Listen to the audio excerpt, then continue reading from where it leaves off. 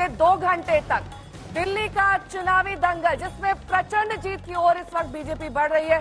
जबरदस्त पटखनी यहां पर आम आदमी पार्टी को, और क्या इसके कारण रहे, हार का विश्लेषण करेंगे और क्या बीजेपी के लिए जीत के कारण है, इसके बारे में विस्तार से चर्चा होगी। राजीव, टैली आपके सामने है जो बता रहे हैं कि दिल्ली में राज तिलक किसका होता दिखाई दे रहा है। 48 सीटों के साथ टॉप पर इस समय बीजेपी है और आम आदमी पार्टी से 22 सीटों के साथ सिमटी नहीं नजर आ रही। साथ साथ में आम आदमी पार्टी के वो बड़े बड़े चेहरे जो आम आदमी पार्टी का फेस थे, दिल्ली के पूर्व मुख्यमंत्री जिनके फेस पे चुनाव लड़ा गया, अरविंद केजरीवाल अपनी सीट नहीं बचा पाए। प्रवेश वर्मा सीट जीत चुके हैं।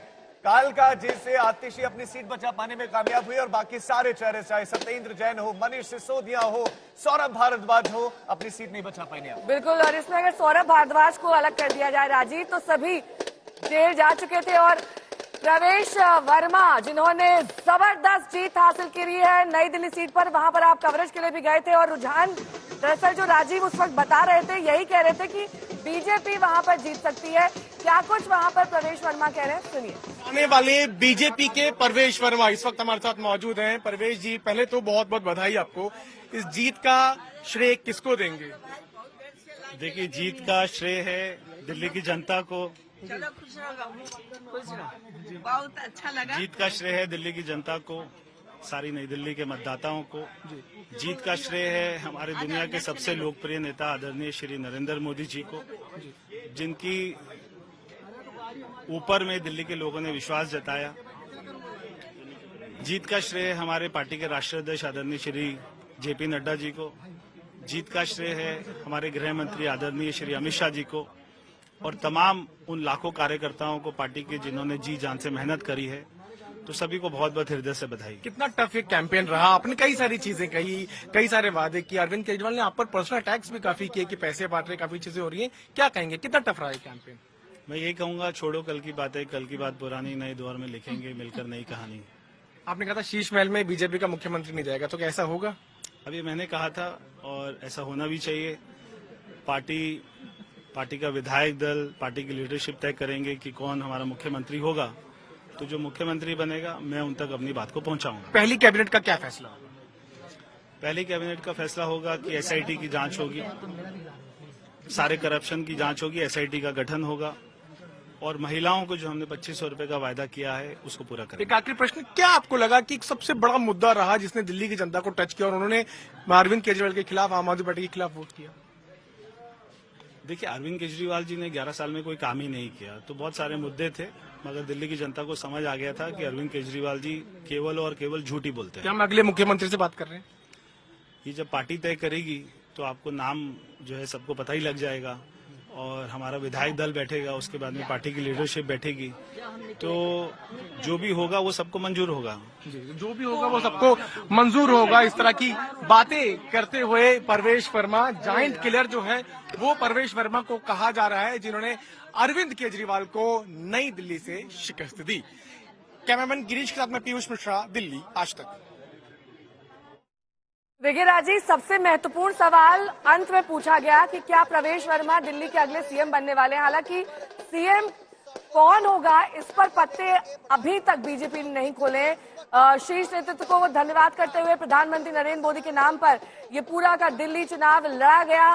बीजेपी ने अभी तक अपने सीएम चेहरे का अनाउंसमेंट नहीं किया है और प्रवेश वर्मा में सबसे ज्यादा कयास लगाए जा रहे हैं क्योंकि उन्होंने सबसे बड़ी जीत हासिल करी है, पूर्व सीएम को हराया। बिल्कुल, और दिल्ली का इतिहास कहता है जब यहाँ शीला दीक्षित जब जीती थी तो वो मुख्यमंत्री बने, उसके बाद शीला दीक्षित को हराकर वहां पर अरविंद केजरीवाल जीते तो वो मुख्यमंत्री बने और अब अरविंद केजरीवाल को हराया है प्रवेश वर्मा ने। क्या वो सीएम बनेंगे नहीं, ये सवाल है और बीजेपी इसी के लिए जानी जाती है, क्यों डिस्क्लोज नहीं करती है। सीधे पीएम मोदी के फेस पर लड़े और दिल्ली के दिल में मोदी, ये पोस्टर भी बीजेपी ने जारी कर दिया। दिल्ली की सियासत में हमें पोस्टर वॉर्स बड़े देखने को मिले पूरी कैंपेनिंग में। लेकिन ये भी बेहद दिलचस्प है राजीव कि हर बार एक सरप्राइज फैक्टर, एक सरप्राइज एलिमेंट के साथ बीजेपी सामने आती है और कई बार हमने मध्य प्रदेश का चुनाव हो वहां पर ये देखा, राजस्थान का चुनाव हो वहां पर ये देखा कि एक ऐसा चेहरा जिसको कई बार बहुत सारे लोग नहीं जानते। और मनीष सिसोदिया अपनी सीट हार गए हैं, लेकिन क्या कुछ वो कह रहे हैं इस हार के बाद, सुनिए। भैया एंड में बोलिएगा, एंड में आइए बात करते हैं हमारे साथ अरविंदर सिंह मारवा साहब हैं, जिन्होंने मनीष सिसोदिया को जंगपुरा से शिकस्त दी है। मारवा साहब, आपके समर्थक बहुत देर से इंतजार कर रहे थे, बहुत बहुत बधाई और धुआंधार जीत। आप ये इनकी जीत है, जो हमारे कार्यकर्ता, मैं भी एक कार्यकर्ता हूँ भारतीय जनता पार्टी का। जिस दिन मोदी जी ने स्टेटमेंट दे दी थी, रैली कर दी थी, उस दिन पूरी दिल्ली में एक संदेशा चला गया था मोदी जी का, और इसीलिए मैं बार बार कह रहा था हम 2/3 मेजोरिटी से आएंगे। वो पूरा हुआ और केजरीवाल भी भारी मतों से हारा, सिसोदिया भी भारी मतों से हारा। अभी चेहरा था, क्योंकि डिप्टी सीएम रहा है 11 साल, तो चेहरा करके ठीक है। आपको लगता है मोदी जी आए उसका ज्यादा असर हुआ? मोदी जी और अमित शाह जी भी आए, उसका बड़ा असर पड़ा लोगों में। जो अमित शाह जी कह के गए, उसी दिन कह दिया था कि मैं जीत रहा हूँ। अब तो मुस्कुरा दो। नहीं, मुस्कुरा देंगे। अच्छा ये बताइए, अरविंद केजरीवाल के बाद सबसे बड़ा, अरविंद केजरीवाल के बाद सबसे बड़ा शान।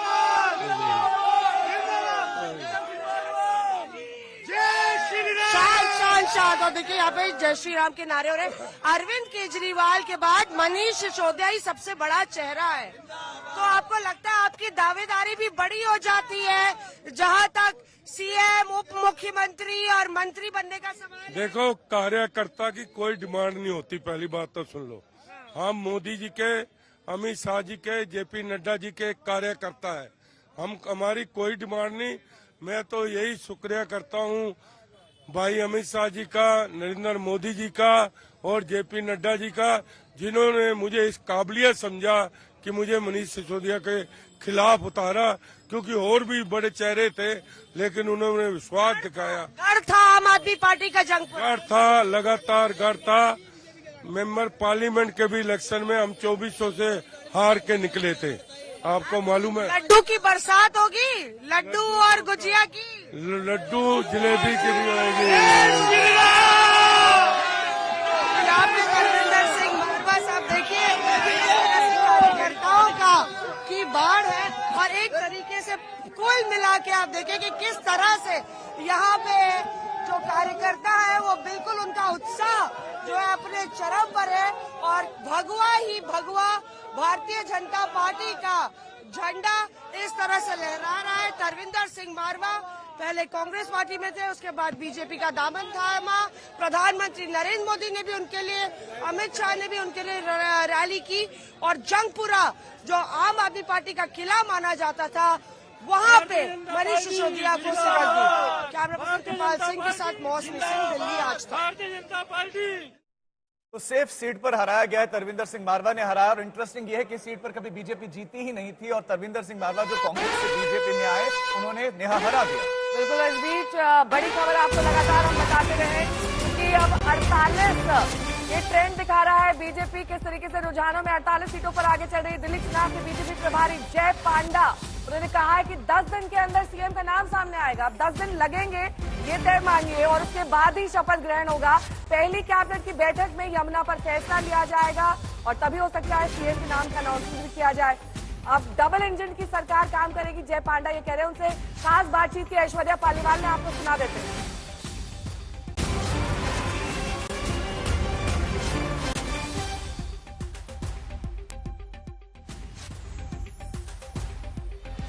जय पांडा, दिल्ली बीजेपी इंचार्ज हैं। पांडा जी, आपने अब से लगभग 2 महीने पहले यह आंकड़ा दे दिया था कि 2/3 मेजोरिटी से आप लोग जीतेंगे। अब आप लोग दिल्ली की जनता को क्या कहना चाहेंगे जब उन्होंने इतनी भारी बहुमत आपको दे दी? देखिए, मैं एक टीम का सदस्य हूं, मैं मेरा भूमिका निभा रहा हूं।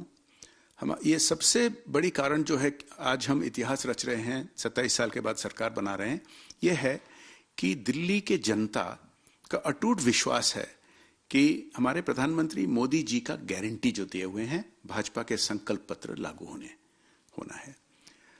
इसके अलावा जो हमारे स्ट्रेटेजिक गाइडेंस और मार्गदर्शन मिली है हमारे आदरणीय गृह मंत्री अमित भाई शाह जी के द्वारा, हमारे राष्ट्रीय अध्यक्ष जेपी नड्डा जी के द्वारा और हमारे लाखों कार्यकर्ता, दिल्ली के प्रदेश अध्यक्ष से लेकर सभी सांसद, सभी हमारे जो मंत्री हैं, जिलों में बूथ तक, ये जो लाखों कार्यकर्ताओं ने जो प्रयास किया है, जो परिश्रम किए हुए हैं, इसीलिए ये फीडबैक मुझे मिल रहा था, जिसके लिए 2-2.5 महीने से मैं न केवल आपको, सभी को कह रहा था कि आपदा यहाँ जो थोपा हुआ था 12 साल, उस पर इतना गुस्सा है दिल्ली के लोगों का कि वो बदलना चाहते हैं, मुक्त होना चाहते हैं और हमें बहुत कंफर्टेबल मार्जिन, 2/3 मार्जिन देंगे और वही हुआ है आज। इस वक्त हमारे साथ फोन लाइन पर जुड़ गए हैं सर। बहुत बहुत बधाई सबसे पहले तो आपको इस प्रचंड जीत पर, लेकिन अप्रत्याशित जीत ये मानी जा रही है बीजेपी की, क्योंकि जिस तरीके से अरविंद केजरीवाल ने एक नैरेटिव सेट किया था, लग रहा था कि एक बार फिर से उन्हीं की सरकार आएगी। आप किस तरह की उम्मीद कर रहे थे? नायब सिंह सैनी जी। नहीं बहन जी, वो झूठ का किला था। आदरणीय नरेंद्र मोदी जी के नेतृत्व में पिछले 10 वर्षों में जो आम गरीब व्यक्ति के लिए काम हुए हैं, केजरीवाल ने उन सब कामों से गरीब व्यक्ति को वंचित रखा। आज मुझे खुशी है कि ये आपदा सरकार दिल्ली से गई है। जो मैंने कहा भी है इलेक्शन के अंदर कि जो हरियाणा की माटी के ऊपर जन्म लिया जिस व्यक्ति ने, वो हरियाणा को ही उसने बदनाम किया है। वो हरियाणा का नहीं हुआ तो दिल्ली का कैसे होगा? वो दिल्ली का भी नहीं हो सकता। और गरीब लोगों को आज नरेंद्र मोदी जी की वो तमाम जो योजना का लाभ जाएगा, उस गरीब व्यक्ति को मिलना शुरू हो जाएगा। ये मेरे लिए बड़ी खुशी की बात है, मेरे लिए गर्व की बात है कि मैं खुशी दिल्ली की बात है। लेकिन पूरी दिल्ली के चुनावों में यमुना का जब जब जिक्र हुआ तो आपका भी बड़ा जिक्र हुआ। पल्ला गांव में गए, आपने यमुना में जल आचमन किया, फिर उसको लेकर भी कंट्रोवर्सी हुई। यानी कि कुल मिलाकर आप भी केंद्र में रहे हर बार, और अब आपकी पार्टी जीत गई है। नायब जी, कहीं यमुना का पानी जहर अरविंद केजरीवाल की तो नहीं साबित हो गया? जिस तरीके से ये मुद्दा बढ़ चढ़कर उन्होंने उठाया, कहीं उलट पड़ गया उनके? दीदी, ये दिल्ली के लोगों ने साबित कर दिया है कि ये झूठ का पुलिंदा था अरविंद केजरीवाल। आज उस आपदा से मुक्ति पा लिया लोगों ने।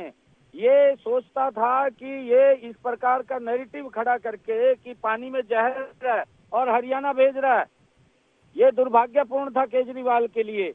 और केजरीवाल को दिल्ली के लोगों ने समझा कि मुझे वहां जाकर के आचमन करना, मां यमुना के चरणों में मैंने प्रणाम किया वहां जाकर के, और मैंने कहा कि